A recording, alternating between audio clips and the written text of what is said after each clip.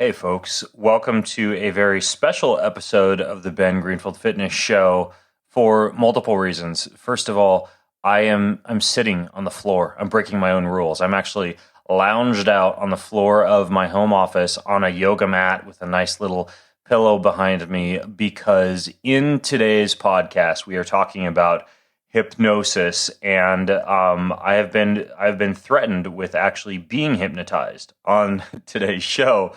And so I am on the floor. Not only that, but today's episode is a video episode because myself and my guest, hypnotist, Mark, we are actually doing a video recording of this entire episode because it threatens to be either a really crappy video that is incredibly boring and involves me laying on the floor while Mark talks, or something quite interesting for you to view. Either way, the video is going to be over at bengreenfieldfitness.com/hypnotize. Good luck spelling that.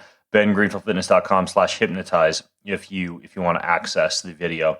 Now, a strict warning. I might get hypnotized in this podcast, and it may make you sleepy when you listen. So please don't do things like drive in your car or operate heavy machinery or ride a bicycle during this episode. Just stop if that's what you're doing right now.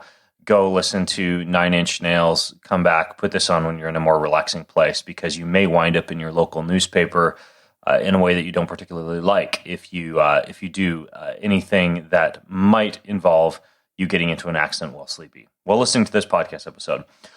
Who is my guest? My guest is Mark, and I remember I was sitting across from Mark, Dama. Is that how you actually pronounce your last name, Mark? Dama? Yes. Yeah, yes, exactly. Thank you. Dhamma. Sounds like some kind of like an Ayurvedic Indian legend or something, aside from the Mark that comes before it. Mark Dama.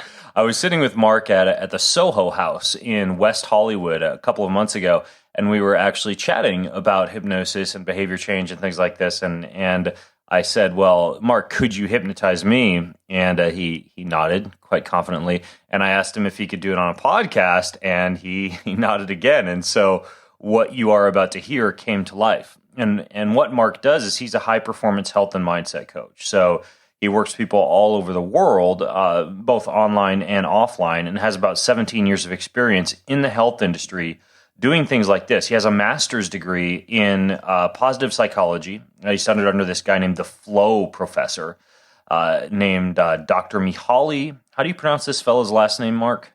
Csikszentmihalyi. Mihaly Csikszentmihalyi. He studied under this guy, and I feel quite proud of myself having pronounced that name with just one coaching session with Mark. And Mark has studied under also Sir John Whitmore, who's considered the founder of modern day, I guess, like life coaching, or would it be like positive psychology coaching, Mark? Executive coaching. Executive coaching. Okay. And Mark uses things like NLP and hypnosis to reprogram people to be successful. And so I think this would be, or I figured this would be quite fascinating for you guys to kind of see how things like hypnosis and NLP can actually work to improve one's life. So that being said, it's also going to be a little bit of a unique podcast episode because, as I was telling you before we started, Mark, usually I'm in charge firing away questions and you're in the hot seat. And now it's a little bit flipped in reverse where you are, to a certain extent, in charge, taking over the show in terms of you being the person who asks more of the questions, because I frankly don't know much about how hypnosis sections are supposed to go. So let's go ahead and just dive right in. What do we do first in a typical session like this? Okay. Well, I think first what I'll do is introduce a little bit of hypnosis and what it is and how it works on a basic level. Okay. So first of all, there's a simplistic way of looking at our mind, and you can think we've got our conscious mind, and that's you and me talking right now, Ben, and you're rationally thinking about what I'm saying, what you're saying, being very conscious about that.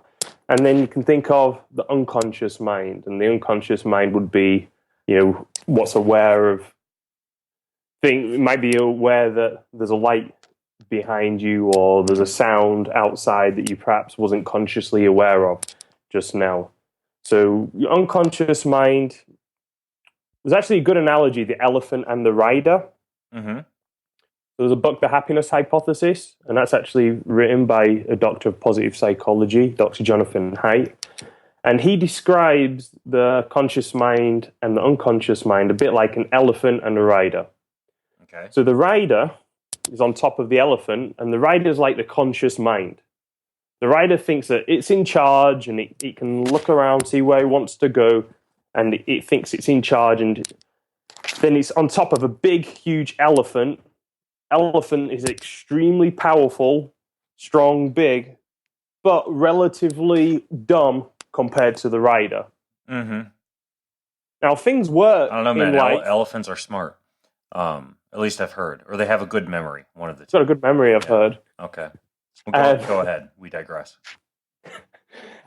Things work really well if the rider, the conscious mind, picks a direction, and then the unconscious, the elephant, wants to go in that direction. Things work great. They get where they want. Problems start when the rider wants to go a certain way, and the elephant is like, no, I don't want to go that way. Okay? Because there's nothing the rider can do. The elephant's stronger, it's bigger, can't move it in that direction. And you can think of that as when consciously you may want to make a change in your life. For example, consciously you may want to start eating a healthier diet, or you may want to start working out more. But for some reason, you really have a lot of resistance to it, and you find yourself being pulled back to your old habits. That's like the rider wanting to go a certain way, and the elephant just thinking, "Nah, I don't want to. I'm not going there." Right. Could you also apply this to even more specific? Let's say like an athletic performance issue. Let's say consciously you know that you should be running at 90 RPM for a cadence because every research study done on successful, efficient, economical runners has shown they run at 90. But subconsciously, every time you go out on a run, you revert to like a natural, let's say, 80 cadence. Like, could you use things like this to actually train physical patterns as well? I believe you could, yeah. I believe you could. If it's like, okay, I know 90, I want to run at 90, but then maybe halfway into the run, the mind gets a little bit lazy and you're like, oh, I'm just going to do what I like to do, which is 80. Well, yeah, I believe it could, because that's like your rider saying, I want to run at 90, and then the elephant being like, no, I'll just do it at 80. That's what I like to do. So yeah, I believe it could. Yeah. Okay. So what hypnosis does, and a lot of work in NLP, is we're talking to the elephant directly. We're persuading the elephant directly so that you can get the elephant and rider working in line, going the same direction. Right. Okay. So that's all we're doing. All right. That makes sense. So how do we train the elephant? What actually comes first? Well, we're going to do it right now, and I'll explain how it works. There's lots of different ways. With hypnosis, we're primarily using language to do it. And how about we just go into it, and then at the end, I'll explain some of the tricks.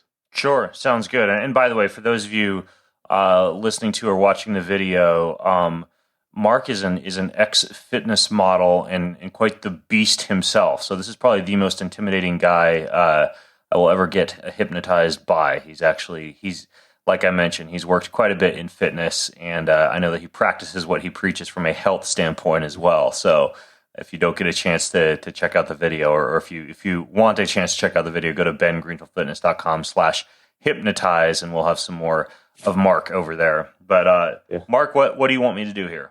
All right. I also want to add that I'm also a long-term fan of the show. Been listening to it about 4 or 5 years now, and it's the one podcast that I do actually make sure I listen to. Cool. So yeah, this is cool for me too. I'm flattered.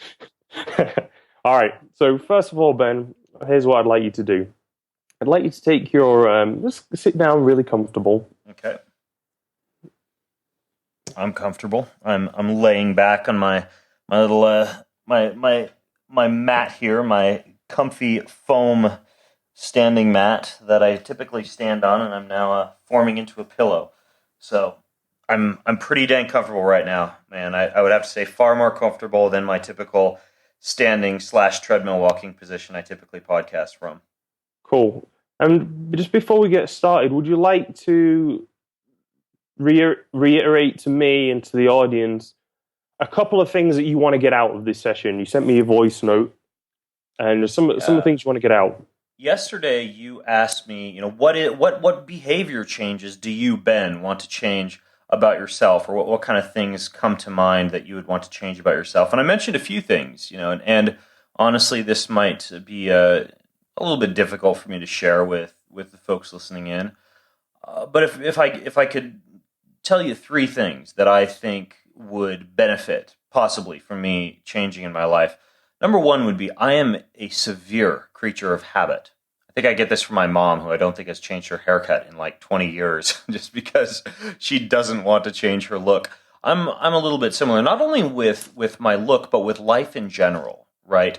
I have habits, I have structures, I have routines that I've set up that allow me to be incredibly productive, but that also can tend to make me frustrated or even unpleasant to be around when life throws me curveballs. What I mean by that is, if people want to stop by for the day, or there's some random person coming through town that wants to have lunch, or my kids notice that the day is really hot, and so they're begging dad to go to the water park. If I look at my wife, she'll just roll with the punches, smile on her face, and she's off kind of like bouncing back and forth between whatever activities life's series of moving targets happens to throw at her that day. Whereas I get in a funk if I'm not able to, do my exact routine that I'm used to each day. And sometimes I feel as though that has just as many cons as it does pros. So one thing is I'm a severe creature of habit.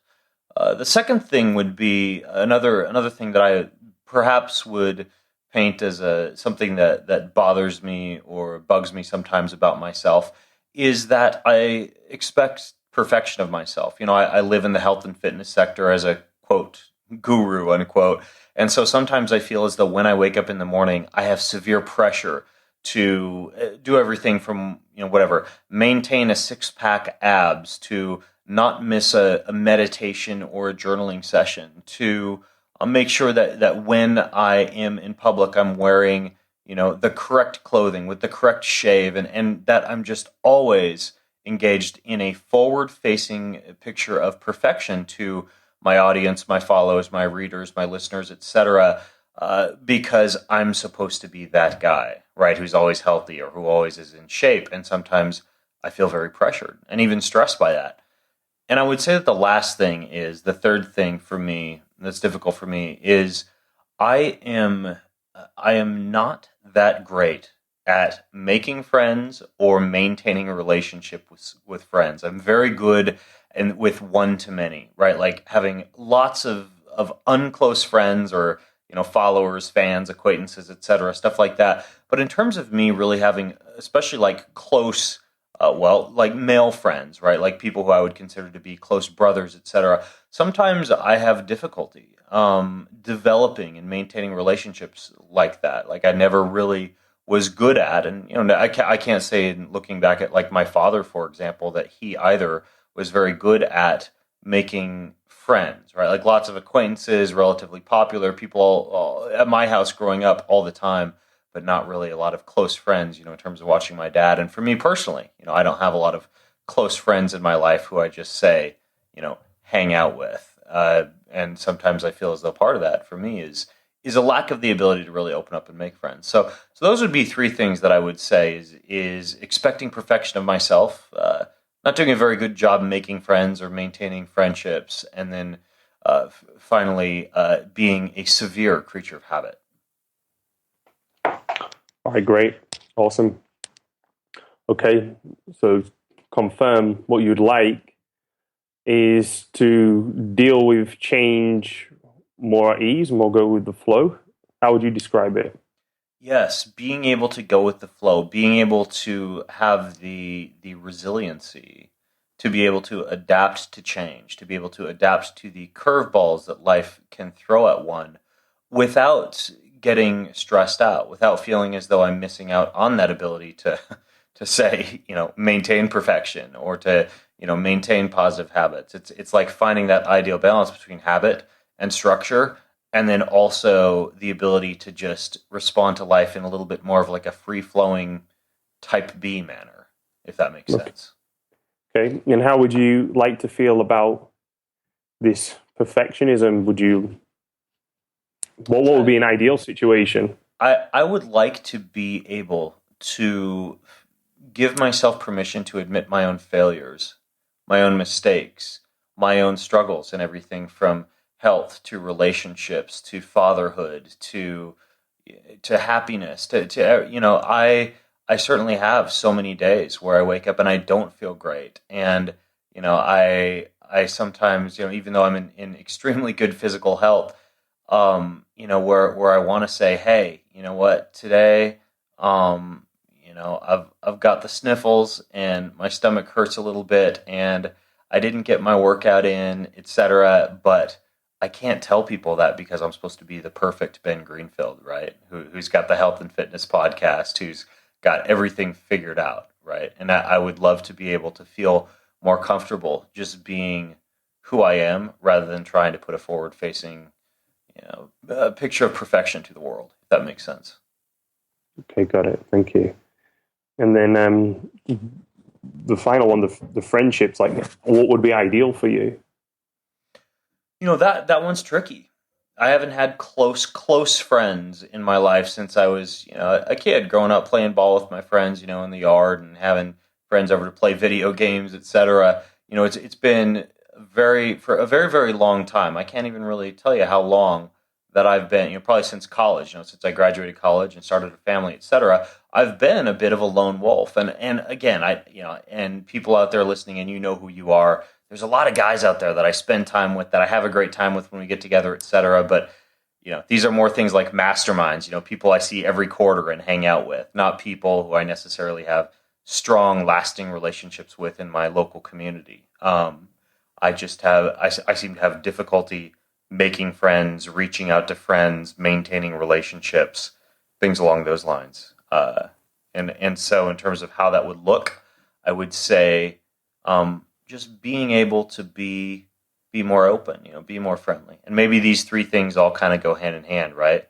Like being resistant to change, wanting perfection, and maybe expecting perfection of others, or at least not doing a good job making friends with others because they're not, that perfect person I want to be friends with. Alrighty. Awesome. Thanks, Ben. Yeah.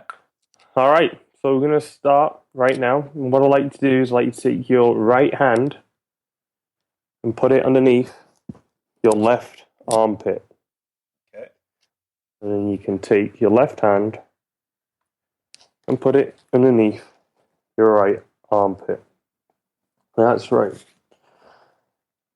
And as you do that, and relax, and you're staring at the ceiling, noticing the things you've never noticed before. And as you feel back of your neck against the roller, and you're breathing in and out, in and out. You just notice how heavy your eyes are feeling right now. That's right. And noticing the sounds outside.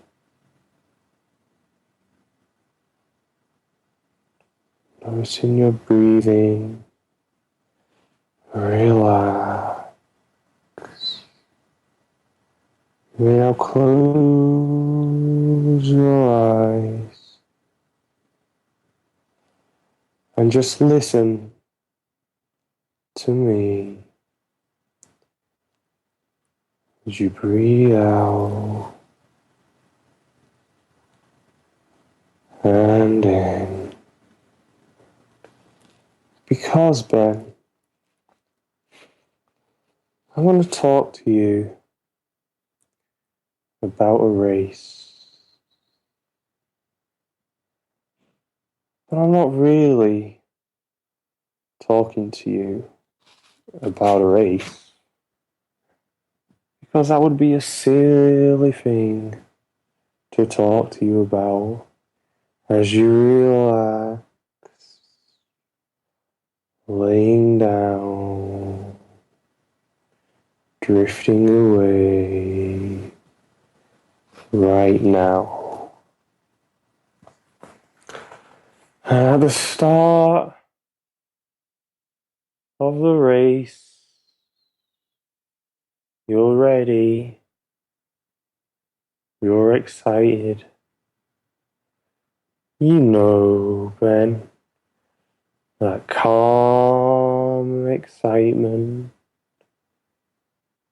that you always feel, and the things you all see and hear when you're there. You know it so well now. That's right. 3, 2, 1. Go now. Even deeper. Even more relaxed. Just let it go. When you start in the race,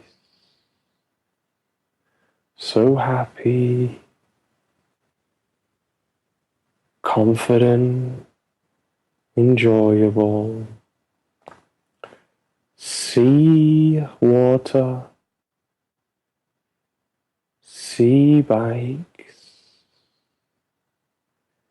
hear crashes, splashes, washes, watches, all around. The people you know, the people you don't. At your best, you have a plan. But sometimes, Ben, it doesn't go to plan, does it? So what do? Do you splash them more,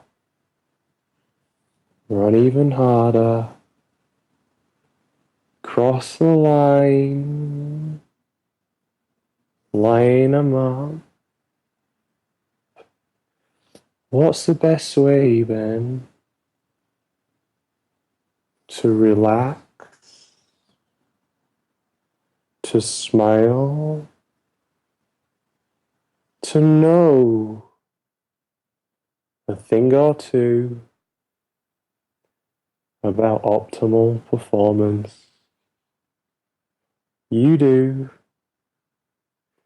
know how to best adapt to curveballs, Swiss balls, stability balls, tennis balls, running around, lunge for that shot, hit it back hard, have a strategy, be flexible with it, yoga in the morning, stretching in the evening, nice and flexible. You are, Ben, always relaxed, because you know what's the best way to stretch. What's the best way to do yoga? You know, Ben, when it gets really tight out there, really stiff, what should you do? Breathe in, relaxing out. In, out. Because life isn't supposed to go to plan. At least not your plan. Is it, Ben? There's another plan for you. And you know that too. 3, 4, 5, 6, 7, 8. There's a grander plan for everything. And sometimes, maybe all the time, in the world is dedicated to the bigger plan. So when things pop up, curveballs, it's time for you to flow and be called, because there's a bigger game. Tennis games, running around, sprinting here, backpedaling there. Focus on the strategy. Remember the plan. Staying supple. Leopard. Running through the savannah. Relaxed. Focused. At one thing at a time. The playful part of you and animals is always there. What is that playful part? How did it become there? Did it go away? Or did it grow up, strong, hidden, camouflaged like a leopard?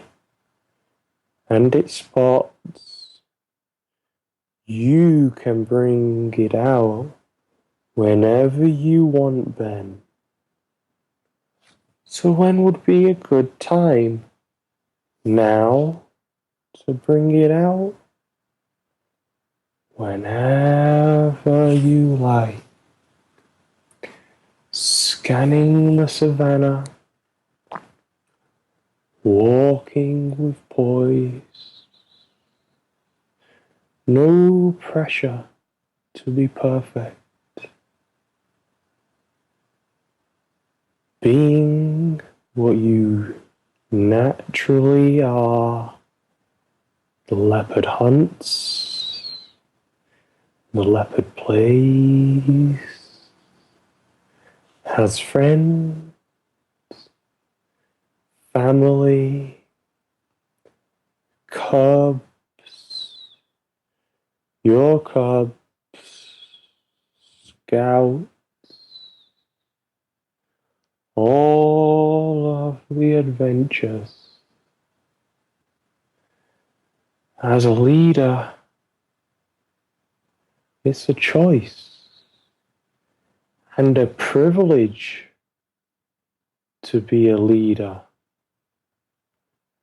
Spider-Man says, or was it Uncle Ben? With great power comes great responsibility. To the leopard, who doesn't feel that. Instead, it's focused, playful, adaptable. In the race, you have to be. Right then? What happens if you swim's a little slower? Or the bike's not as smooth? Or you feel it a little quicker? Maybe you started too fast. Slow down. Self-mastery is the way to win. As you know, as you teach, deeper and deeper, so comfortable you are. And as I count down from 3 to 1, you'll open your eyes at 1. 3, 2, 1. Open your eyes, Ben.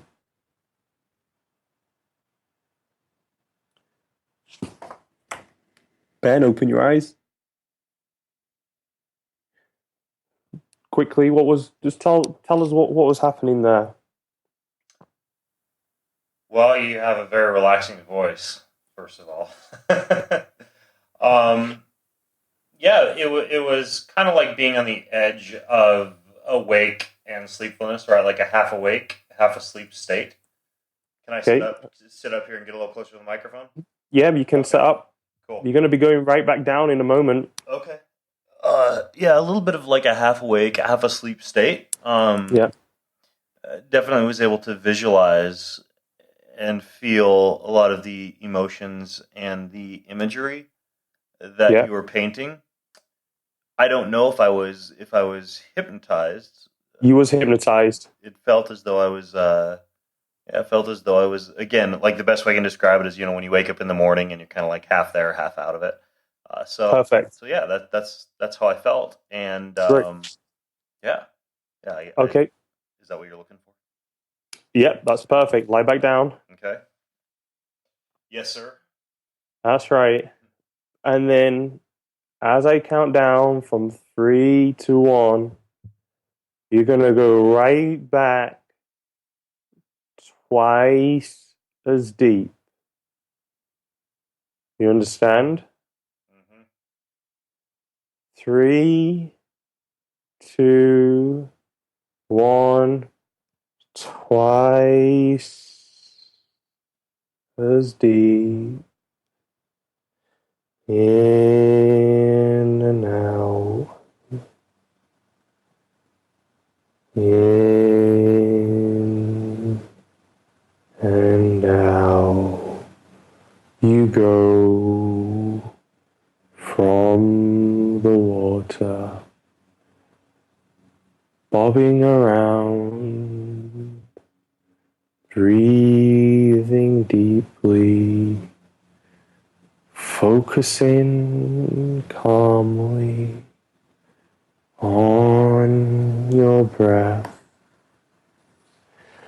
on the tennis court, playing doubles,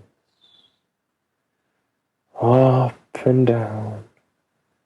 Your ball, my ball, 2 balls, 3 balls, 4 balls, 5 balls, all at once. Juggling simply easier to focus on one at a time. Relax, no pressure. You were made a certain way.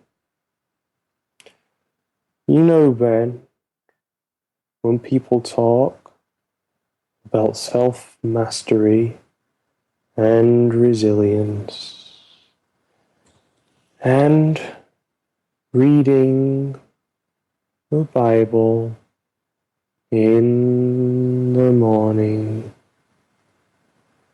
what if you are everything you were supposed to be? Perfect in the eyes of who? Of the audience? Of people? Of others? What does it matter? There's only perfection in one thing and one thing only. And that knows that you're good enough because you are how you're meant to be. Fly in your garden, pollinating the other plants, all working together in harmony in nature. Bumblebees buzz, honeybees dance, the dance of life, of nature in all of its perfection. So relaxed, so free, so happy and joyous to be alive today, forever and ever, because that was the design, that was the plan, and is to flow with ease, with grace, as you run across the savannah to your family and cubs, knowing you're good enough, and all that matters is for you to be you, because you being you for you is really you being you for all, the way you was designed to be. Now on the bike, as fast as you can, the lone wolf goes on his own. Can be lonely at times, all that effort, all the range. It's also fun. But the lone wolf lost its pack. which can never be as strong without its pack. Because when you go hunting, Ben, how do you be the most efficient, effective, at your best with your pack, your teammates, your friends, your brothers and sisters, families all over the world, you know, friends, acquaintances, fans,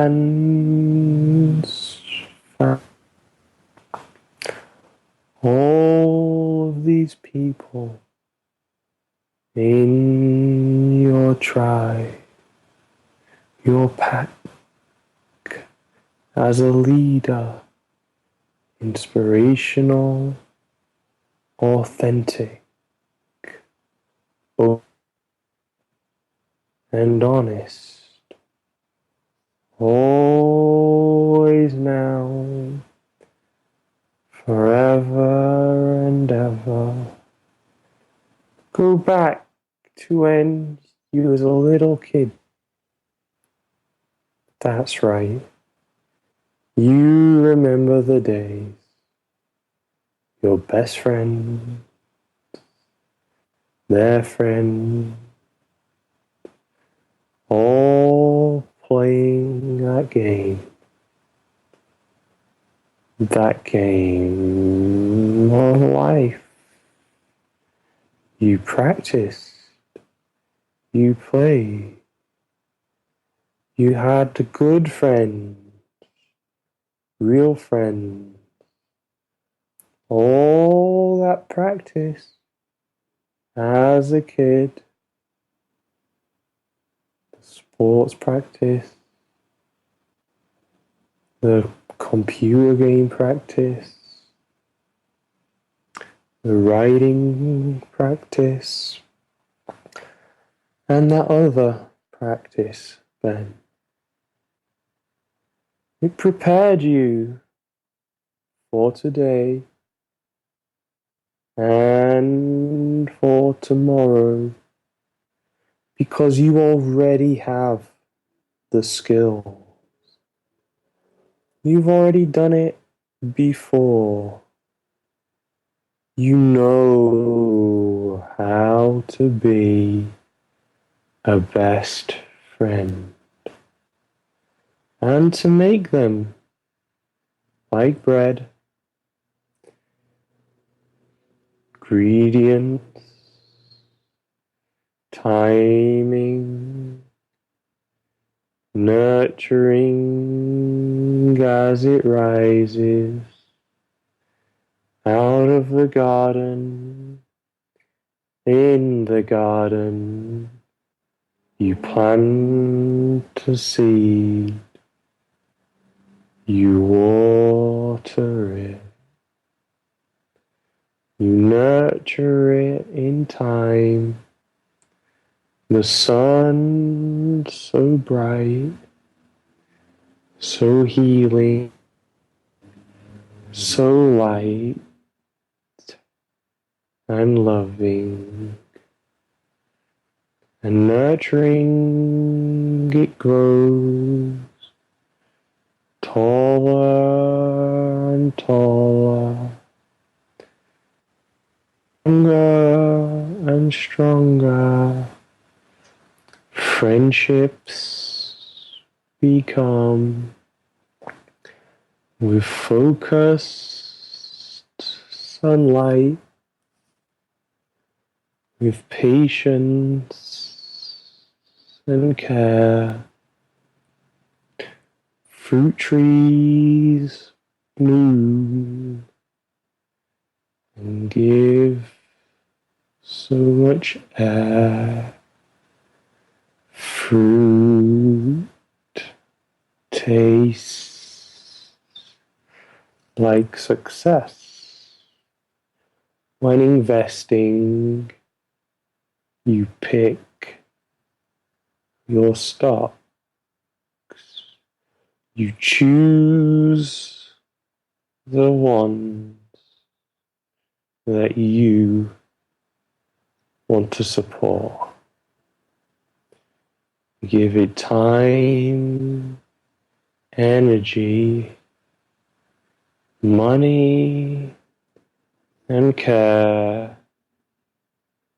because it's just like investing then. And growing, gardening, loving relationships. You've got all the practice already. You are good at making friends, aren't you, Ben? You've done it before. You'll do it again. Because of all the practice you've already had. And all the lessons in your life have brought you to this understanding of fitness, of health, of energy, of life. The energy made you the way you're supposed to be. Self-mastery, flow, open and caring. What else could perfection really be? 'Cause perfection is planned by the Great One and understood only by him or she or both. You see the water as it flows, so random, so unpredictable life is, which is why you swim like a salmon against the stream. Relax, poised, confident, natural. Friendship builds one step at a time, just like training. No pressure, relax. Congratulations, Ben, because you finished the race. For now, you'll be relaxed and flowing, open, investing, perfectly perfect, now and forever. You'll understand and smile, because now you know the truth. And when I count down from 5 to 1, 4, 3, open your eyes only when you've taken all the lessons you needed to take. You chose to take 5, 4, 3, 2, 1. Whenever you've taken those lessons, Ben, open your eyes and sit up.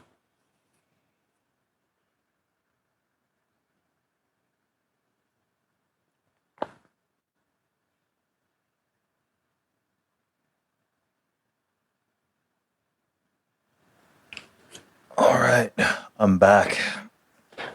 So, Ben, what's different for you? What is different for me? Well, I feel very, very relaxed right now. It's not often at 10 a.m. in the morning I lay down for an hour.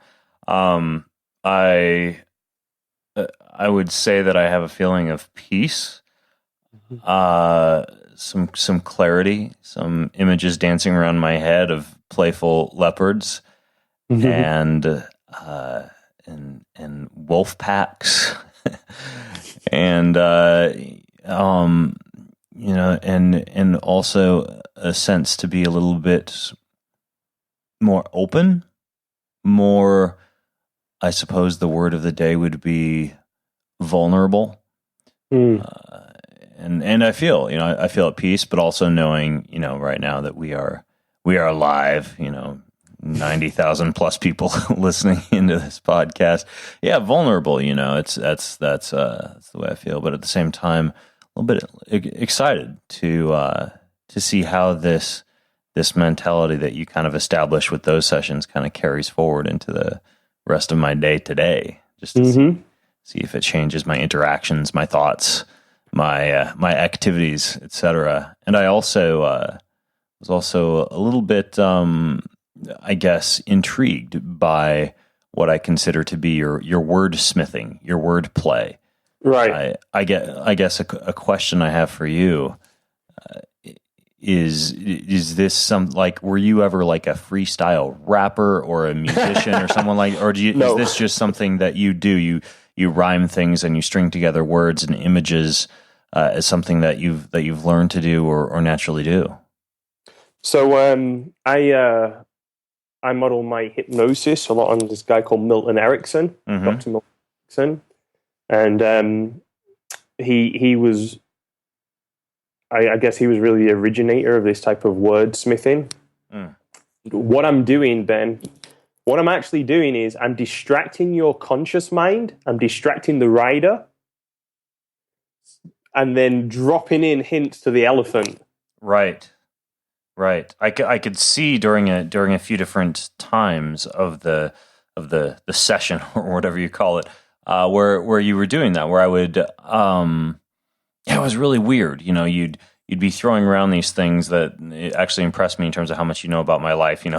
Tennis and triathlon and the Cubs and the Bible. All these little things. And I would find myself on this little roller coaster ride of kind of like dipping in and out of, I suppose, like both conscious thought and conscious awareness of some of the familiar activities that you were describing, and then kind of like a subconscious application of those to behavior patterns, I suppose. And I don't know if that's what you're going after, if I'm just completely messed up and a freak in my head. But that's kind of what I noticed. Yeah, that's pretty much spot on. Yeah, I'm just going with it. And see, the thing is, you already went into the session knowing what you wanted out of it. Yeah. So all I had to do was give you space to integrate that for yourself. Right. Yeah, that makes sense. Is it common to do this via the method that we are doing it right now, via Skype? Do you get enhancement from being, say, like there with someone? Do you get enhancement from being that stereotypical image of someone on a couch with the psychologist or the psychiatrist sitting across from them, arms folded, speaking to them, or is this something that folks can benefit from, even if it's electronic like this, even if it's digital? Yeah. Definitely can benefit electronically. There is some added benefit of being in person, and the added benefit is one, maybe we can feel my energy more, because what I actually do is I get into the state that I want you to go into first. Mm-hmm. So I get myself in. If people have been watching this, will see I look like I'm asleep half the time. I look like I'm asleep. I'm like completely in a state of complete relax. I put myself in a I'll trance. have to go back and watch the video now because I wasn't actually watching you. Yeah. So you go into this trance-like I go state into a and trance, produce and energy. then that's right. And then the other things, it helps. It helps if I can see, feel, and hear what you're seeing, feeling, and hearing, because I can always go back to like, oh, notice the sound of the car that just passed by. Right. It helps me basically get your conscious mind focusing on things that's going on around you, again, distracting it so I can focus on you. But to be honest, because I can see you, and because I mentioned your breathing a lot in and out, you may have noticed. Mm-hmm. And my observations of saying in and out were directly in sync with your breathing, because I could see your stomach. Right.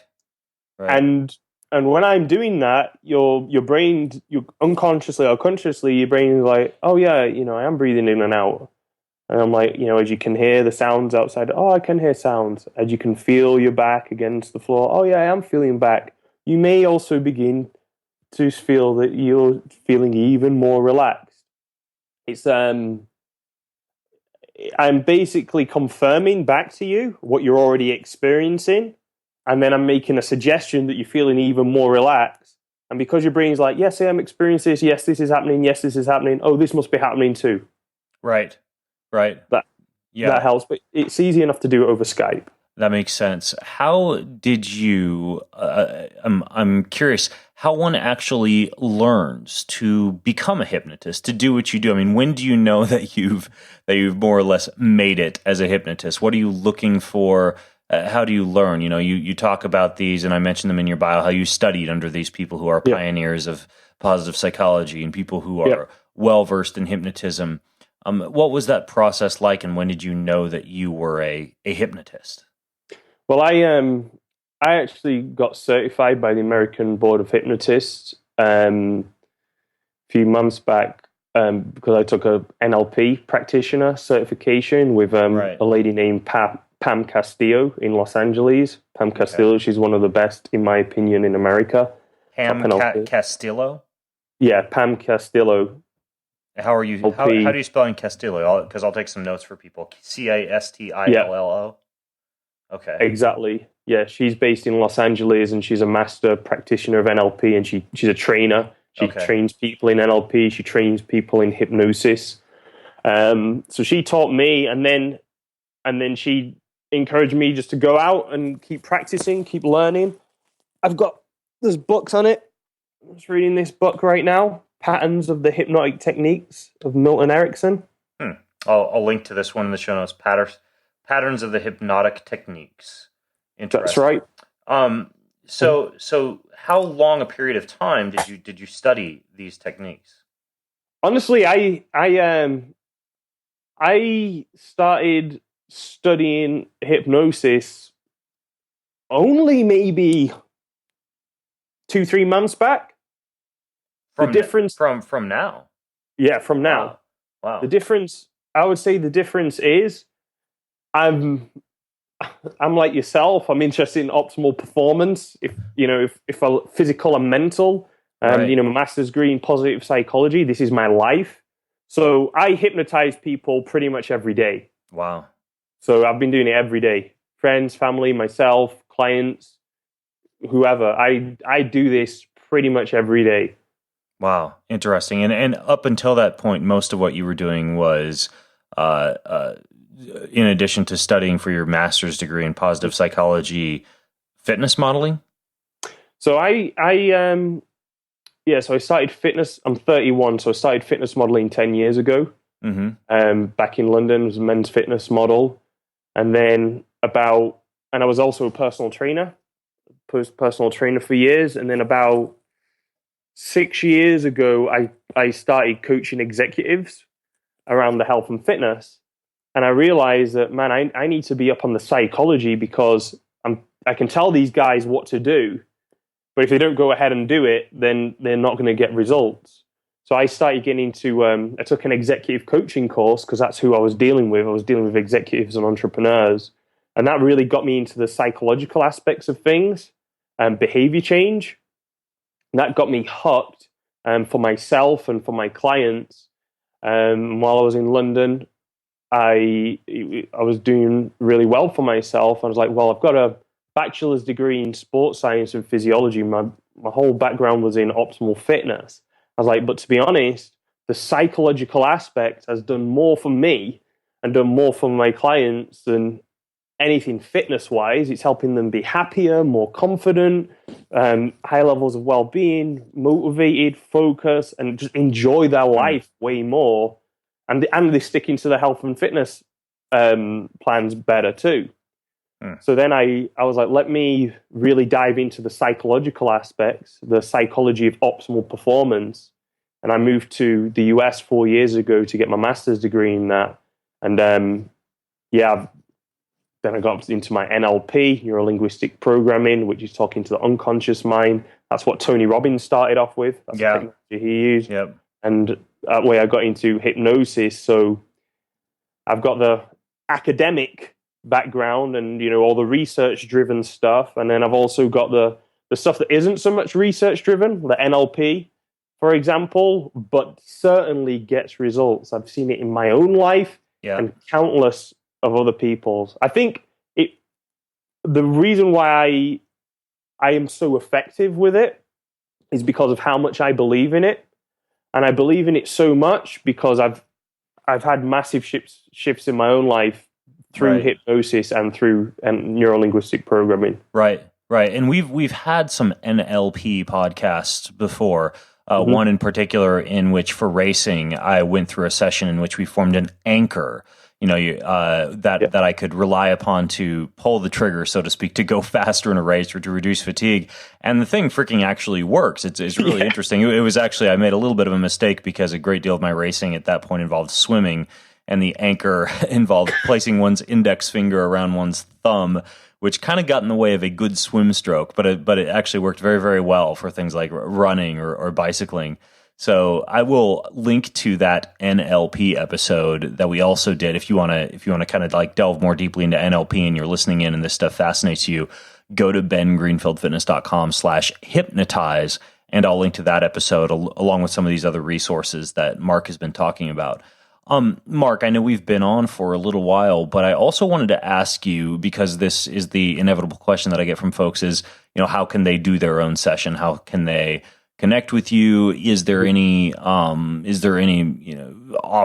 that they can use? Mention my name, that type of thing, so that they get the white glove treatment from you, and anything along those lines that you want to fill people in on.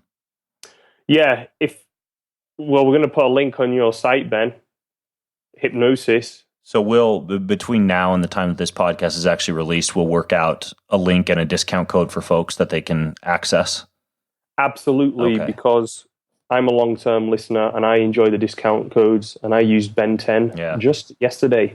People all over the globe purchasing smart drug infused coffees and blue light blocking glasses and coffee enema kits using the Ben Greenfield codes. So that's always appreciated. Okay, cool. So we'll put a link in the show notes at bengreenfieldfitness.com/hypnotize. You must know how to spell hypnotize. That is the test to be able to access that discount. bengreenfieldfitness.com/hypnotize. And hopefully none of you drove off the road. And Mark, go ahead. Here's what we'll do. For any of your listeners, we'll do a real good discount code for them, and I'll do a personal hypnosis session for them, just like you did. And we'll record it, so they'll have their own recording, so they can listen to it and be hypnotized again as many times as they like, forever and ever and ever. I just realized the added benefit of this being a podcast is I actually have access to my own hypnosis recording session now.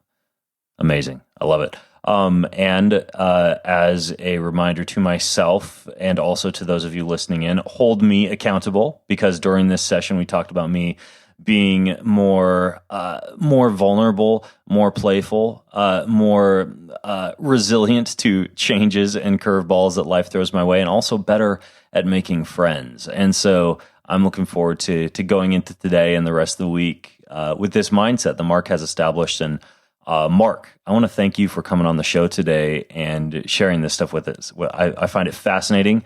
I know that some folks raise an eyebrow and will throw around the oft-used term woo-woo, or just woo if they're lazy. But either way, I readily embrace things like this in terms of really a method of delving into how to get the most out of the brain and the body. And I think this is just one more technique that folks can use. So thank you, Mark. Okay, and one last thing, Ben. Yeah. The truth is, you already became more vulnerable right at the start of this podcast. Before we even went into the hypnosis session, you already made a shift by openly admitting what you wanted to shift. Yeah. You already made the change. Yeah. Yeah. It's such a good point. I see what you did there. Nice little trick. All right. Well, I know we've been going for a while, and I actually have another call I need to hop on here pretty soon. So, Mark, thank you for coming on. Folks listening in, all the show notes, everything, along with the offer that Mark's going to give you, will be at bengreenfieldfitness.com/hypnotize. And until next time, I'm Ben Greenfield, along with Mark Dama, signing out from bengreenfieldfitness.com. Have a healthy week.